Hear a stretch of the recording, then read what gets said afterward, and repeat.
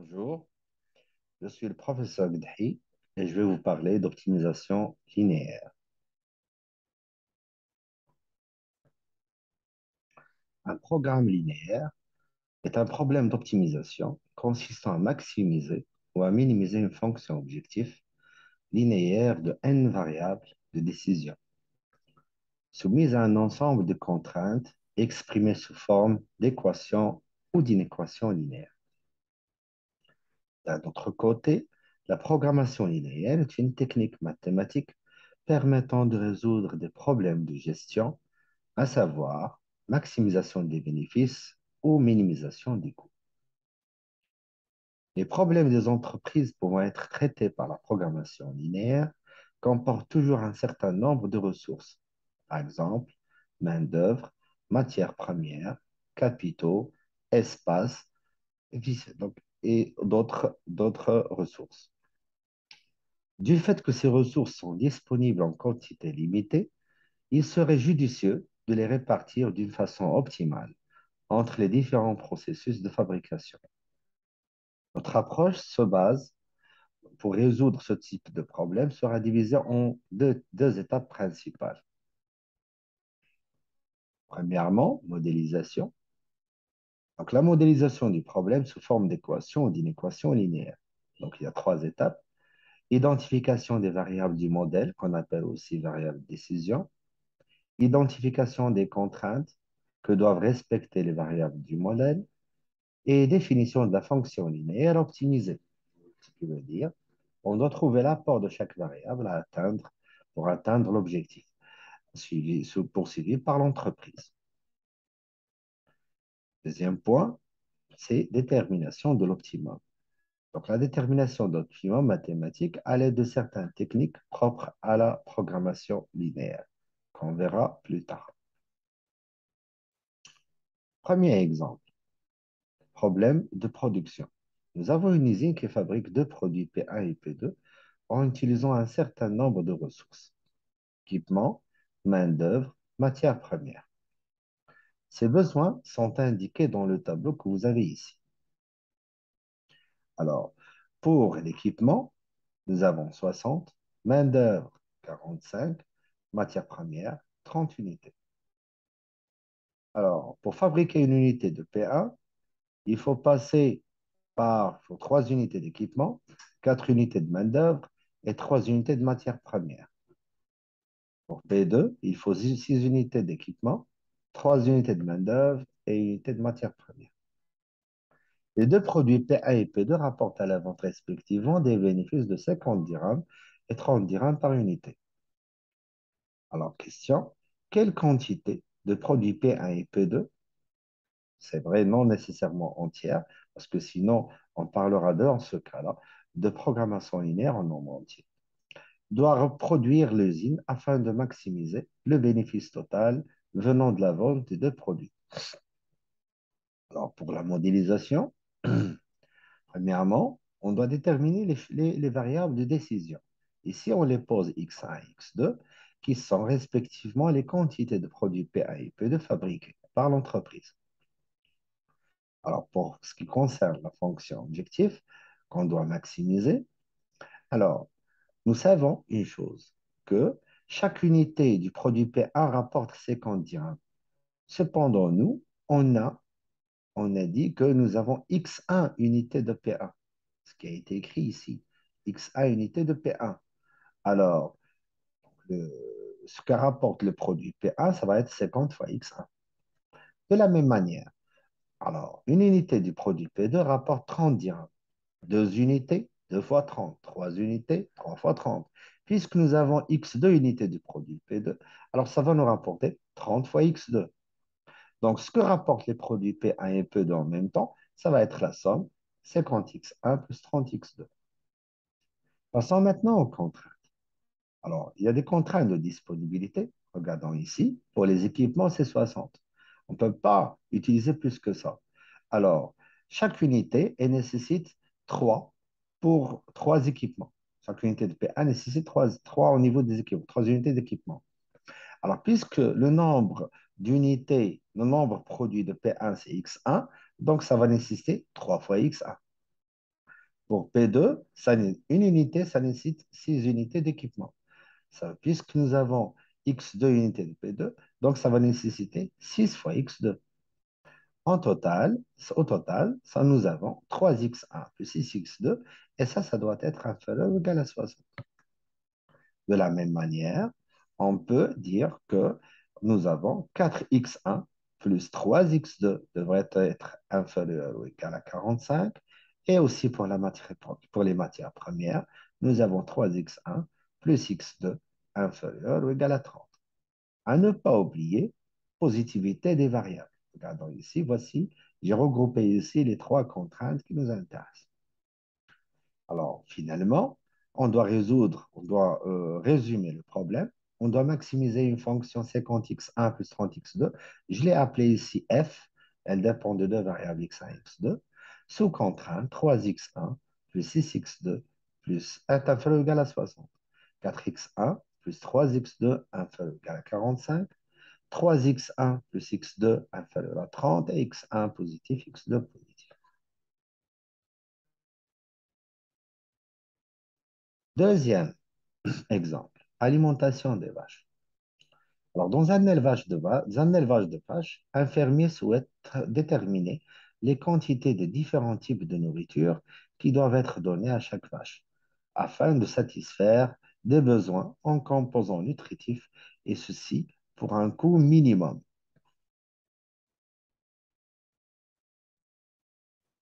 Les unités de chacun des ingrédients nutritionnels de base contenus dans 1 kilo de chaque type d'aliment figurent dans le tableau que nous avons ici. Ça indique aussi les besoins nutritionnels quotidiens et le coût de type d'aliment par kilo. Voyons ce que nous avons là. Alors, pour le maïs, il contient 2 unités de glucides, 1 unité de protéines et 3 unités de vitamines. Chaque kilo de maïs coûte 18 dirhams. Les céréales, ça contient 1 unité de glucides, 2 unités de protéines, 3 unités de vitamines et son coût, c'est 14 dirhams le kilo.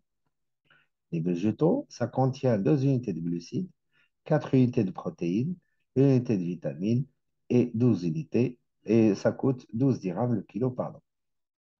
Les glucides qu'on doit avoir, qu'on nous devons donner par jour, c'est 36. Ça ne doit pas descendre sur 36. En minimum en protéines, c'est 24. Et en minimum en vitamines, c'est 20. On doit déterminer le régime alimentaire le moins coûteux, couvrant les besoins nutritionnels quotidiens de chaque vache. Choix des variables décision. Alors, on va poser x1, x2, x3, les quantités utilisées de maïs, céréales et végétaux. Alors, donc, pourquoi ça? Parce que le prix dépensé par l'éleveur, ça concerne ces quantités-là. Ça va être en fonction de ces quantités-là. Choix de la fonction objective. Revenons au tableau. On sait que chaque kilo de maïs, ça coûte 18 dirhams. Nous, on a dit que X1, c'est la quantité utilisée de maïs. Ça va être en kilos. Alors, cette quantité-là, donc ce que je vais acheter, ce que l'éleveur va acheter en maïs, ça va être X1 kilo. Et chaque kilo coûte 18 dirhams. Donc, ça va coûter, donc là, le X1 kilo, ça va coûter 18 fois X1. Le céréal, c'est 14. Donc, de la même manière, 14 X2. Le, les végétaux, c'est 12. Donc, logiquement, ça va être 12 fois X3. Alors, ce que va coûter le maïs, les céréales et les végétaux, ça va être la somme que nous avons devant nous, 18x1 plus 14x2 plus 12x3. Alors maintenant, on va passer aux contraintes. Premièrement, donc, il ne faut pas descendre. Donc, les unités minimales de glucides, ça va être par jour, ça va être 36. La quantité minimale de protéines, c'est 24. La quantité minimale de vitamines, c'est 20. Alors, comme tout à l'heure, chaque, chaque kilo de maïs, ça contient 2 unités de glucides. Ça peut être en dizaines de grammes, ça peut être en centaines de grammes. Donc, je laisse ça. Ce n'est pas vraiment intéressant pour moi pour le moment. Alors, je vais dire juste unité.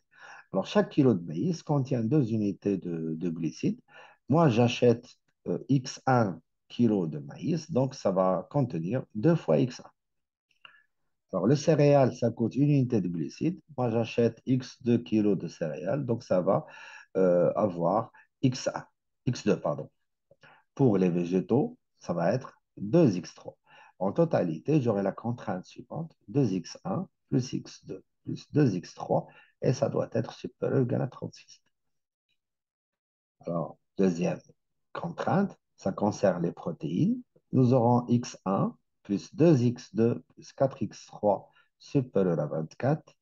Et pour les vitamines, 3X1 plus 3X2 plus X3 supérieur ou égal à 20.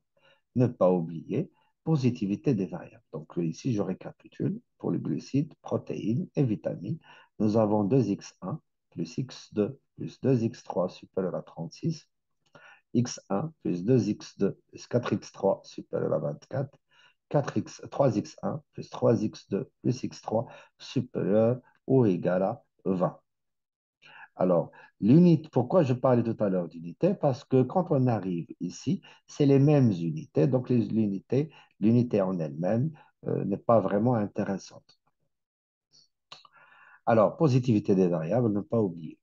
En récapitulatif, le problème de l'alimentation des vaches se modélise sur la forme suivante. Minimiser Z, 18X1 plus 14X2 plus 12X3, sous contrainte 2X1 plus X2 plus 3X3 supérieur à 36, X1 plus 2X2 plus 4X3 supérieur à 24 et 3X1 plus 3X2 plus X3 supérieur à 20 avec X1, X2, X3 positif. On remarque ici que c'est un problème de minimisation et que ça contient, et ça dépend de 3 variables de décision, X1, X2 et X3. Troisième exemple, on se propose de réaliser une alimentation économique pour des chevaux qui contient obligatoirement 4 sortes de composants nutritifs A, B, C et D. L'industrie alimentaire produit précisément 2 aliments M et N qui contiennent ces composants. Les prix des aliments en dirhams et leur contenu en kilos sont donnés dans le tableau suivant. Alors, la quantité requise minimale par cheval pour l'aliment A, c'est 0,18 kg. Pour B, c'est 0,16. Pour C, c'est 2,1. Et pour D, c'est 3. Les aliments M, ils contiennent 0,1 unité de A, ne contient pas B, contient 0,2 unité de C et 0,4 unité de D. Pour N, ça ne contient pas A, mais ça contient une quantité de B, qui est 0,1 unité, une quantité de C et une quantité de D. Le coût de M, c'est 12 dirhams le kilo. Le coût de N, c'est 9 dirhams le kilo.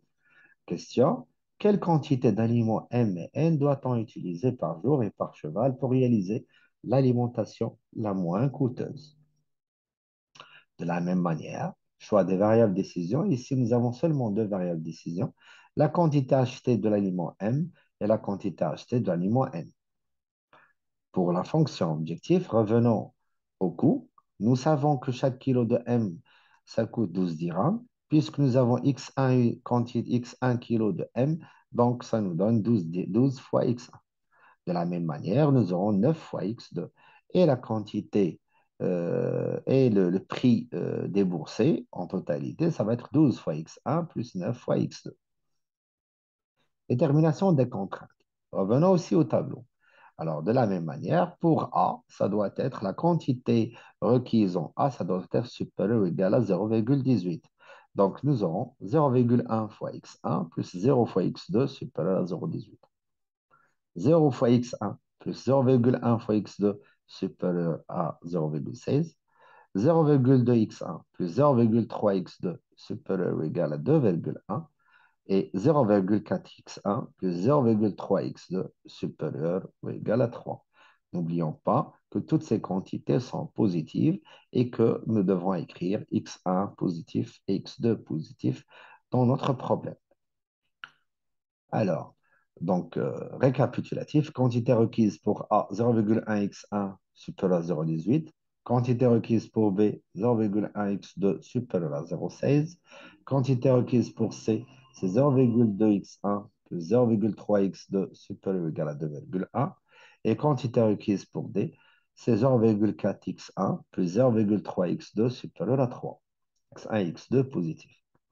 En résumé, le problème de la nutrition des chevaux va se modéliser de la forme suivante. On va minimiser Z, qui est exactement 12x1 plus 9x2. Suivant cette contrainte-là, il faut respecter ces contraintes-là avec x1 et x2 positifs.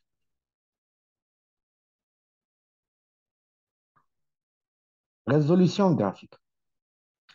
Dans le cas d'un problème linéaire de variables, on peut envisager une résolution graphique.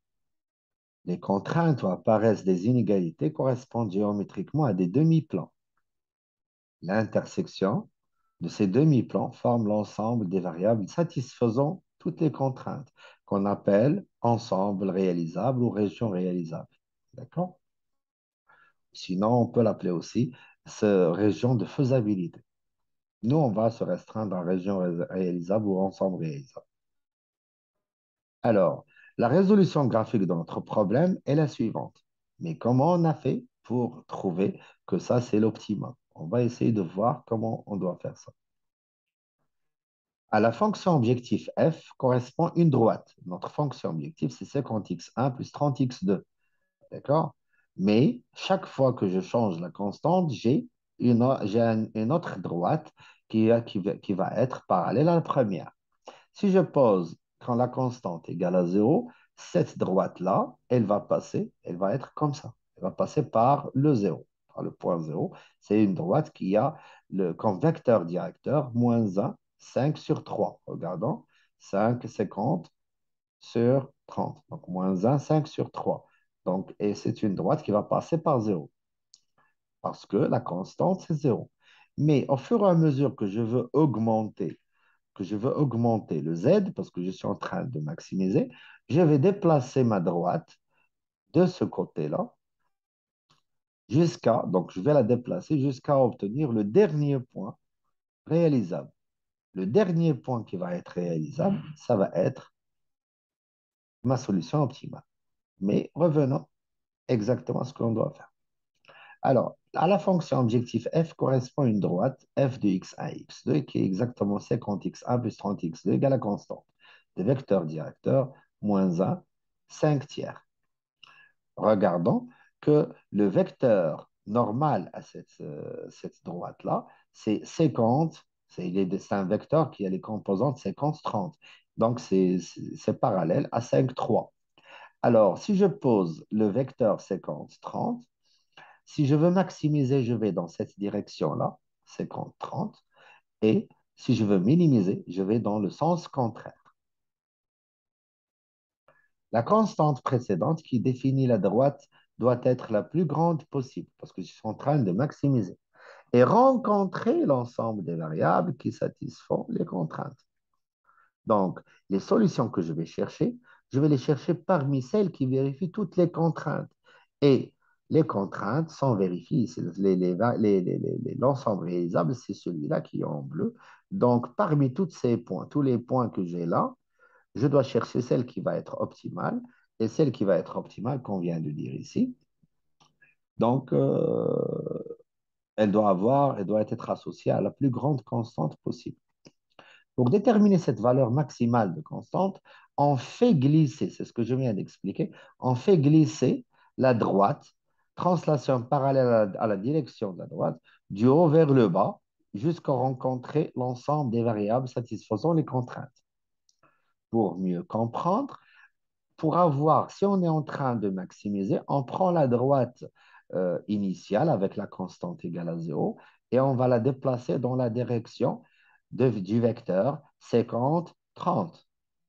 Si on est en train de minimiser, on va la déplacer dans la direction du vecteur moins 50, moins 30, donc la direction opposée à ce vecteur. Le maximum de f sur cet ensemble de contraintes est alors atteint. Il est atteint ici. Regardons cette droite-là. Je vais la déplacer 2 secondes dans cette direction. La dernière, donc la droite qui va passer par le dernier point, c'est ça la droite qu'on cherche. Et sur ce dernier point, ça va être l'optimum. On obtient ainsi la solution optimale qui est x1, x2 égale à 9 tiers, 9,3, 9 et 3, donc de composante 9, 3, et ce qui donne une valeur maximale f.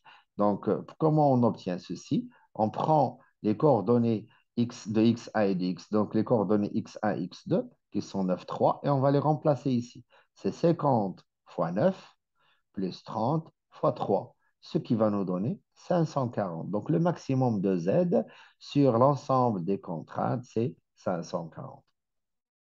Revenons, nous avons quelques remarques. Alors, l'ensemble des contraintes, ici c'est la partie bleue de la figure, est un polygone convexe. Donc la convexité, c'est, on va la voir, on va la revoir plus tard, mais on dit, quand est-ce qu'on dit qu'un ensemble est convexe? On dit qu'un ensemble est convexe, premièrement, premièrement, il doit être non vide, et si jamais nous avons deux points qui appartiennent à cet ensemble-là, on va prendre A appartient à cet ensemble et B appartient à cet ensemble, alors il faut que le segment AB soit inclus en totalité dans cet ensemble-là. Ça, c'est la définition initiale. D'accord? Si l'ensemble des contraintes est vide, ça ne sert à rien de chercher une solution optimale. On va dire qu'il n'y a pas de solution. De plus, le maximum de Z est atteint à un sommet de ce polygone. Regardons, donc il ne faut pas chercher la solution optimale d'un programme linéaire à l'intérieur de cet ensemble-là, mais on va la chercher sur les sommets. Voici les sommets du polygone, le O, le A, le B, le C et le D. Donc, on va chercher notre solution. Notre solution va être l'une des points qui sont là. L'un des points qui sont là, pardon. Les contraintes, donc la solution optimale que nous avons trouvée, elle se positionne sur le point C. Cependant, le point C, il est intersection de la droite qui est là et de la droite qui est là. C'est l'intersection de deux droites. Ces deux droites, ce sont les contraintes numéro 2 et la contrainte numéro 3. Revenons un petit peu en arrière pour les visualiser. Ça, c'est le problème de production. On doit revenir un petit peu vraiment en arrière pour les visualiser. Alors, c'est ça. Alors, c'est la contrainte numéro 2 et la contrainte numéro 3. Alors, ces deux contraintes qui s'intersectent au niveau du point solution optimale, on va les appeler des contraintes saturées ou des contraintes liées. Parce que au niveau du point optimal, elles ne sont plus, donc elles vérifient une certaine égalité. On n'a plus supérieur ou égal, mais nous avons, ou inférieur ou égal, mais nous avons l'égalité au niveau de l'optimum pour ces inégalités-là. Donc, je vous remercie pour votre attention.